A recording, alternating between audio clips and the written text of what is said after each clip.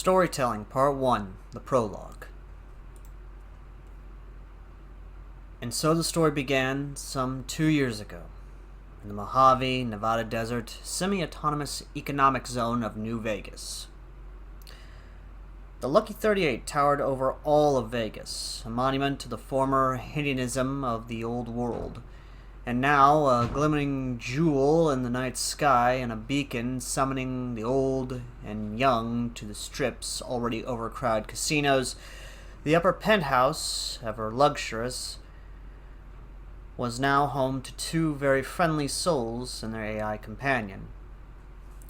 Yawning as she crawled out of bed, her tank top hanging loosely off her svelte frame, the first of the two McGraw members and the sciencier member of the two grabbed her glasses off the nightstand and hit the atomic clock just before its alarm rang.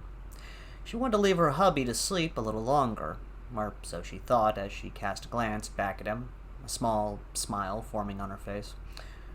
Courier number 6, also simply known as the Courier, Samuel McGraw, or Sam to friends, was fast asleep, the blanket barely covering the lower half of his body, upper half clearly visible and lacking a shirt.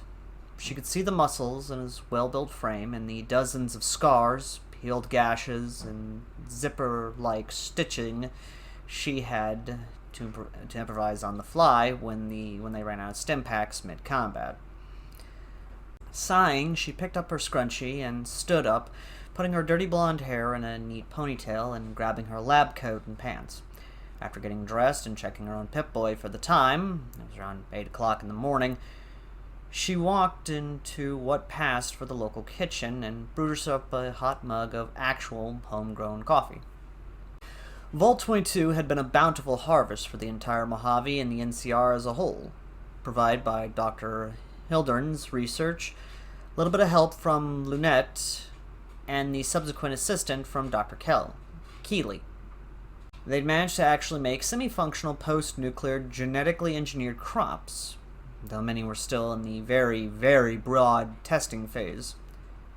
Of course, the first thing they had to breed and test, then properly clear, was coffee beans. Because even before the Great War, throughout most of the cities and towns of America, and then after, in vaults, outposts, bunkers, and the likes, coffee ran the world in the early morning. She smiled, taking a sip of the bitter black liquid before scowling, and shaking her head. She mumbled, "How Sam can drink this thing black, I'll never know." She then poured herself some Brahmin milk into it and made sure to let it foam up a bit before walking out from the place and into the covered room. Then she spoke. "Good morning, yes, man?" "Good morning, Doctor," the ever-positive AI greeted. Its smiling face manifested onto the monitor of a nearby computer terminal. He asked, "I hope you slept well, and I see Mr. Samuel still fast asleep. Suppose that makes sense, though." "Yep. Figured I should let him sleep some. Politics and couriers don't mix so well."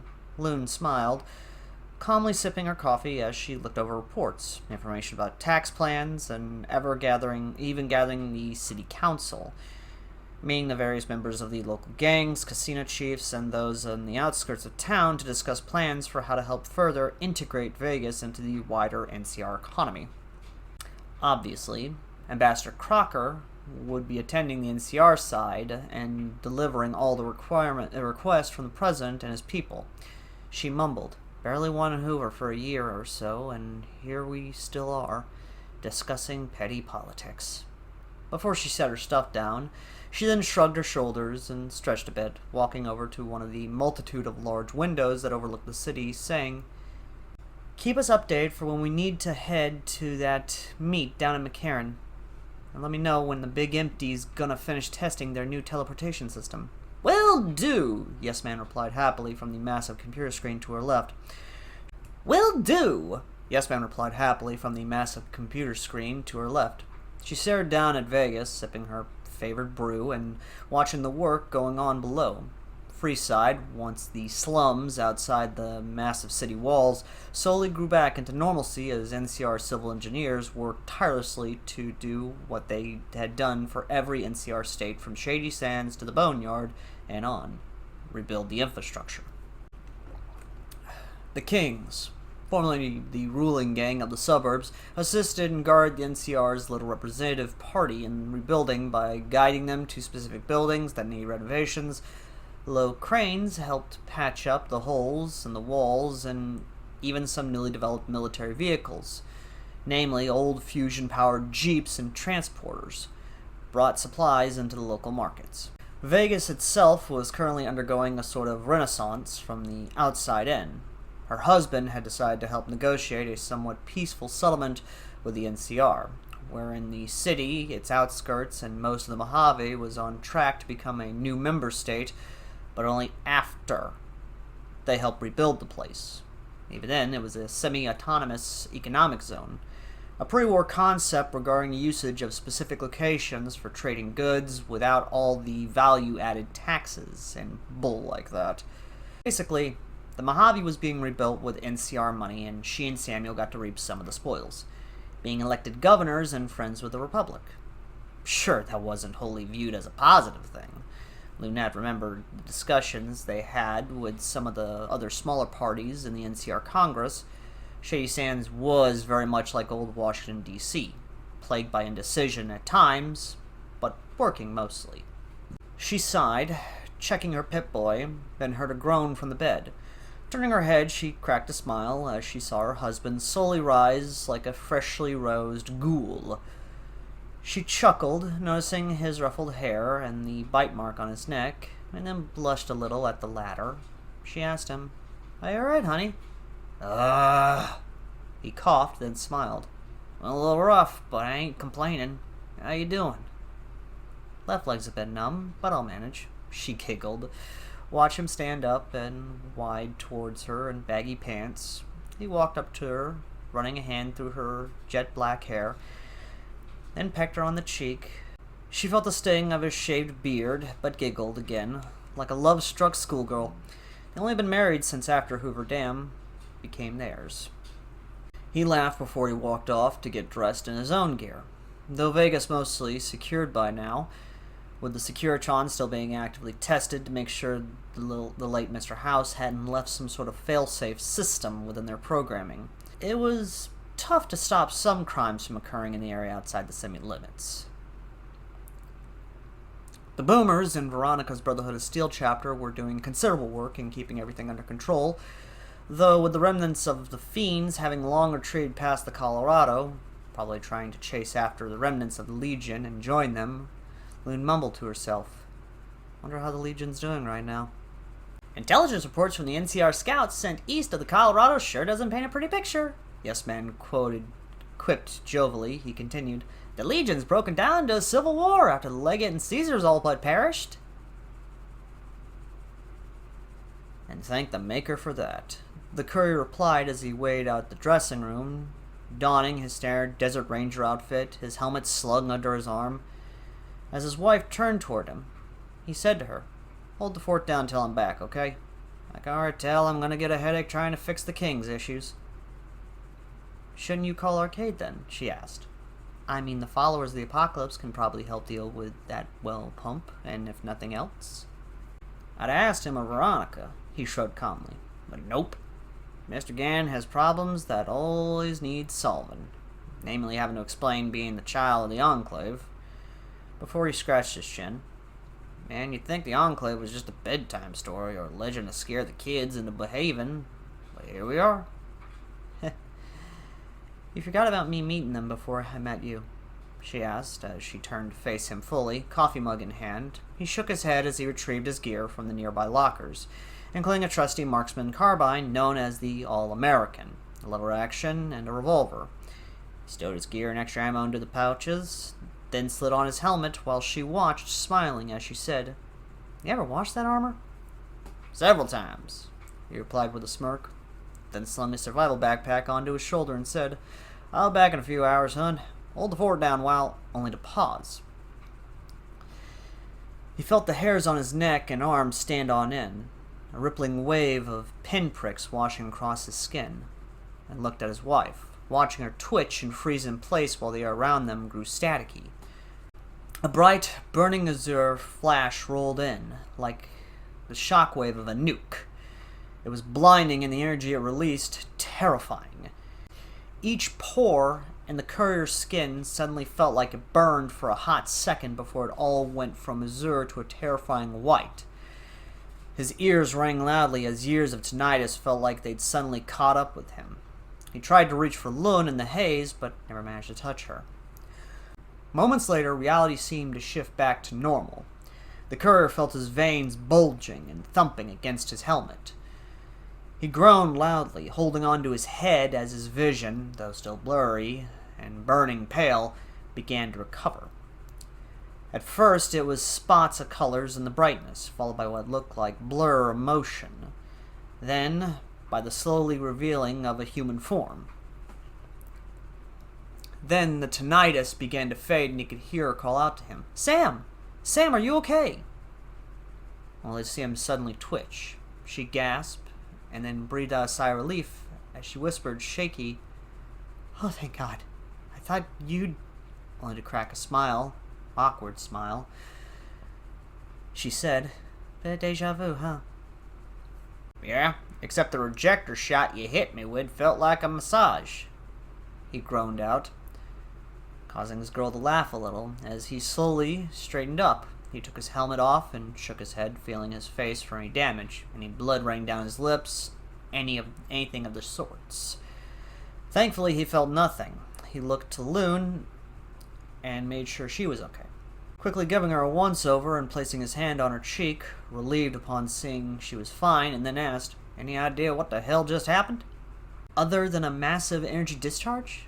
Lunette spoke, clearly already having a theory about the matter as she helped her husband to his feet. "Not much. Vegas is still out there. We're still whole. Our windows are still dirty, but undamaged, and everything else just feels a tad weird. Though, like something shifted." He quipped, "I can already see you have a theory, Lun. Tell me." The girl rolled her eyes, then crossed her arms and motioned broadly in the direction of the Big Mountain Research Center with her head. "The energy discharge matches the same teleportation beam hue we got hit by when we got transported to the Big Empty by the doctor's little ambush. And we know they're researching some kind of new teleportation system. That means to allow them to not only go in, but leave Big Mountain. You know, in case they want to deploy their weird alien experiments out here." "Lun, I'm kind of aware of that. We only authorized it thanks to the NCR agreeing we might need faster travel between here and the interstates. The docs, in their infinite insane wisdom, agreed," he replied, then looked out the window at the people still on the streets, all of them recovering after the blast of energy. NCR and local medical personnel from the followers already spreading out to help. He asked, "What do you think happened?" "I saw the device's blueprints." She shrugged, then looked outward, too, at the NCR troops moving out to help. "If I was going to hazard a guess, probably overfed the energy modulator with a burst from their fission core. Caused it to overcharge and send a shockwave out. I'd have to go there, but until power's restored, we won't." And just as she said that, Yes Man's voice came out of the computer. He told her, "Your assessment is correct, Lady McGraw," in the most jovial tone possible. The two members of the McGraw family had nearly jumped out of their skin, looking up at the AI. Its smile remained forever plastered on the screen, flickered slightly as he added upon that, "Power is being restored across the entire Mojave and Republic." "The shockwave reached the Republic?" Sam balked, while Lutess immediately got to crunching numbers mentally. Yes Man replied, "Yes. Oh, I should also say I have access to satellites now. Somehow." "Huh. Well, that's not as weird as I think," the courier mumbled.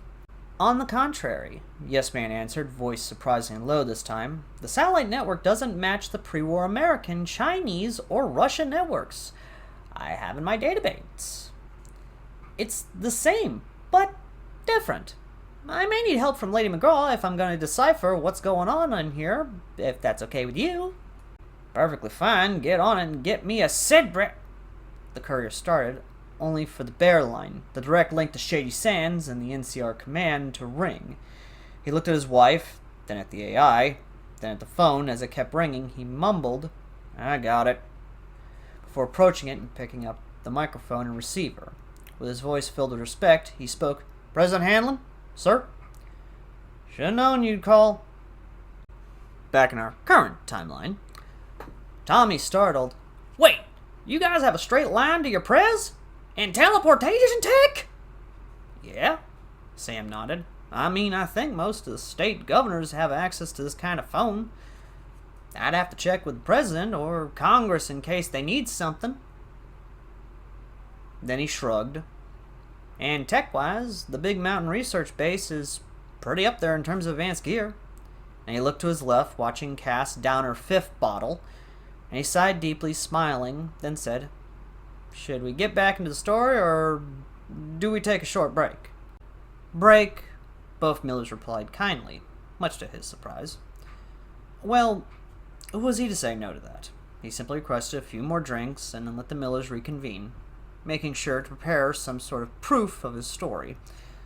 Obviously, he could ask for NCR airlift to get them back to Vegas to show them what had happened, but not yet. Some part of him, however, wondered how the war was going. Twin Falls, Idaho.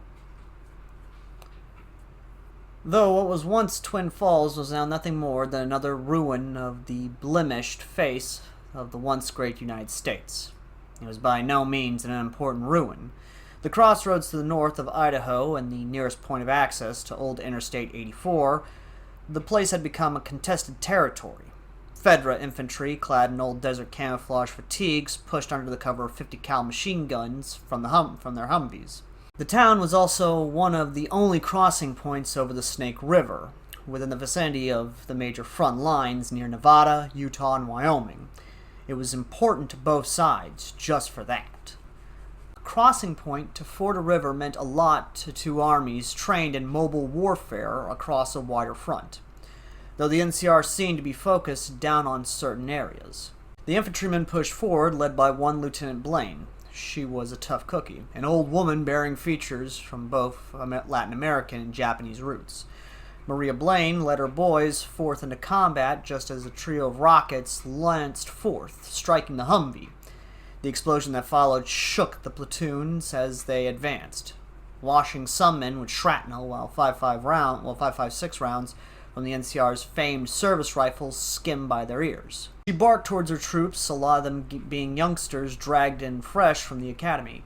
"Get inside! Shot to the left!" Before she kicked the door in and with a quick snapshot gunned down a pair of infected that were inches short of charging out into the streets. The glass ahead, stained by 20 years of sandstorms and dust, cracked like spiderweb patterns as the NCR troops positioned at the end of the intersection ahead laid down hell. She took cover behind the thick stone countertop as rounds skimmed over their heads, before poking out and shooting a burst back with her own M4 while glass shattered around them. She dropped her spent magazine, then said to her boys, "All right, here's what we're doing. Hernandez, take Wilcox and get upstairs. Set up a perch and lay into them with the 240. Pin them down! Lee, Haynes, and Modoc, stay down here and return fire. Everyone else, prep smokes. We're flanking. Go!" As the team scattered to their specific positions, a flash and hiss filled their eyes and ears. A shockwave and blast of wind shattered the windows of the store, with one exploding inward from the impact. The pressure wave washed over the squad like a hammer, causing several to fall onto their asses, while the lieutenant felt her eardrums rupture. Second layer fire poured through the broken windows, tracers dancing, ricocheting off the walls or tearing through the old mannequins. The lieutenant let out several noises with her mouth, trying to make sure the pressure equalized as she could hear again. Beside her, a machine gun team settled their rusty-looking M240 Bravo onto the damaged countertop and began letting it rip. 7.62 NATO rounds ringing through the belt. The team's medic dragged back a wounded member, though she had a shard of glass the size of a standard-issue combat knife stuck in her Kevlar vest. She slid the man behind cover, called out to the lieutenant, but she saw the blood pouring out from her ears. She scoffed and then gave several hand signals to the lieutenant, who nodded before bellowing out, "Fall back deeper inside! Watch out for infected!" She watched a silhouette, then another, all marched out from the dust clouds. Muzzles flashed and bullets struck around them, rounds tearing through what was left of the place's displays, shattering the glass of cabinets and the counters and causing the MG gunners to shift their fire towards the windows. A grenade and a dynamite stick flew in simultaneously and exploded, concussion mixing with the shrapnel to create a cloud of death. The lieutenant moved to the rearmost door in the place and kicked it open as she fired her rifle at the silhouettes. Catching one in the neck, she watched the humanoid drop to the floor, then gasped as one of its buddies swirled about with what almost looked like an M60 of some kind.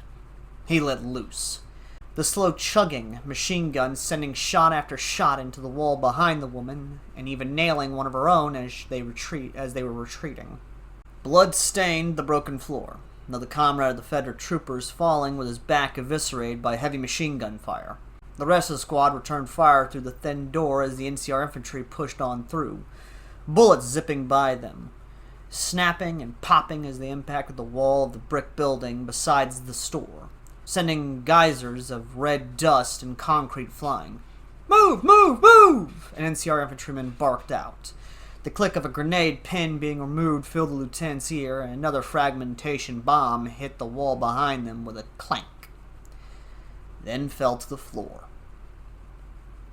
The team sergeant jumped onto it, curling his body around just as it detonated.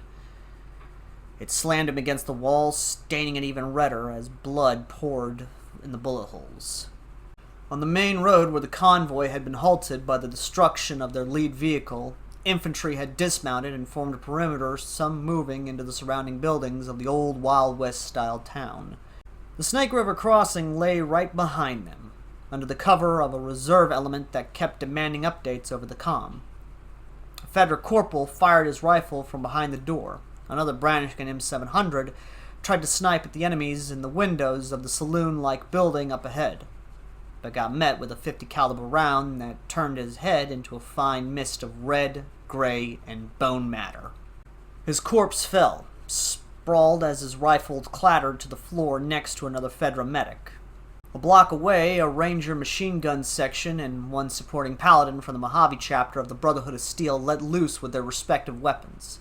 The paladin, clad in the heavy T-45 power armor painted in desert camouflage, fired his scoped laser rifle, then advancing Fedra grenadier, leaving only a bloody stump where the man's throwing arm had once been and causing him to scream in pain.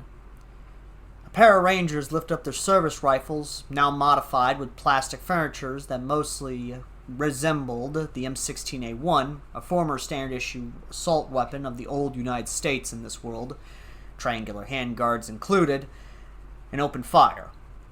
Their guns coughed bursts of 3 rounds each, forcing several enemy troopers to take cover behind the walls or behind the vehicles trapped in this area too. The Stryker transport swiveled its Crows-mounted 50 cal machine gun towards the Paladin. Its barrel melted the next second as the Paladin acquired and sniped it with a laser rifle. He barked out, "Last enemy 50's down! Push the advantage!" before he pushed out into the street, moving towards an abandoned car that recent fighting had left riddled with bullet holes. Fresh marks of laser rifle fire that had boiled away the thin metal of the body and also showed a faint orange glow around each entry point from the melting metal. The Rangers beside the Paladin pushed up, several pulling out dynamite and igniting the fuses before long-arming them towards enemy positions up ahead. Explosions rumbled and the glass shattered beneath the pressure waves as the teams pushed up. Shots rang loud, troops still next to the damaged convoy pulling back and out towards the defensive positions across the square. Some had dismounted with M240s and M249 machine guns, the latter firing them on the move as semi-successful attempts to suppress the Rangers. One of them, however, got hit by an anti-material rifle clean through the shoulder. cutting the arm clean off in a bloody mess that left him screaming on the floor. Normal NCR infantrymen, clad in dual-color uniforms with khaki uniform tops and woodland pattern camo pants and black boots, pushed forward. Their hands, covered in fingerless gloves, had tightly gripped their weapons. On their heads, some wore standard M2 steel helmets, others wore Kevlar. More yet had flak jackets and standard body armor from the old U.S. armories left around them. Some fell to the M240s, others still found cover, dragging wounded comrades behind them while the paladins and rangers in charge of this assault urged the groups forward. The paladin hefted his laser rifle and domed another man, spraying red mist onto the man behind him. The top of the man's hand was gone, scalped by the laser. Both corpses dropped, only for one to be crunched under the foot of a power armor. The ground rumbled, tracks audibly grinding the sand and broken roads beneath their weight. The paladin cast a glance back, taking cover to change out his laser rifle's microfusion cell. He watched with mild awe as friendly armored rolled forward to meet the enemy. Angular armor, a 105mm cannon mounted in a round turret. On said turret, a cupola with a 50 cal MG housed within it, meant to shield the officer within. Ray and the armories of the old National Guard had helped a great deal in rearming the NCR troops. In the 2 years since their arrival, they gathered a grandiose stockpile of equipment, just enough to help them fight Fedra on uneven ground. Meanwhile, they recruited more and more former QZs and villages into their ranks. The tank's 105mm cannon roared, a reverberating shockwave that washed away gathering clouds of sand and dust kicked up by the fighting. A house ahead took a high explosive shot right through the window, exploding from the inside out and sending shrapnel across the field as more army troops pushed up from behind it, using it as cover. The paladin had to wonder deep down how mankind had gotten to another pointless war with each other.